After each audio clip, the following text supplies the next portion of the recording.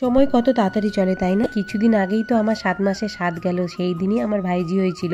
তার কিছুদিন পর সোনা পাপা হয়েছিল। দেখতে দেখতে 2 ভাই বোনই বড় হয়ে গেছে। 5ই ডিসেম্বর আমার শিনু রাজার 2 বছরের জন্মদিন, আর 6ই ডিসেম্বর আমার ভাইঝির জন্মদিন।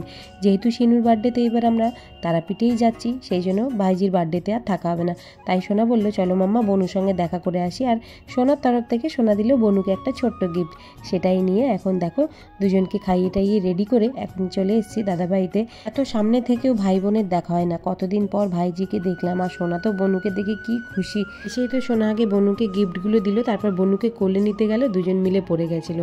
তারপরে এই যে দাদার বৌদি গেছিলো থাইল্যান্ডে, সেখান থেকে সোনার জন্য ভ্যারাইটি রকমের চকলেট নিয়েছিল, সেটাই সোনা খাচ্ছিল। সোনা পাপাকে একটু দিলাম, সেও বসে বসে খাচ্ছিল। দুই ভাই বোনের আদর হলো, একটু মারপিট হলো। তারপর আমার ভাইজি টিভি দেখছে, সোনা পাপা খাচ্ছে, আমিও একটা জেলি ট্রাই করলাম।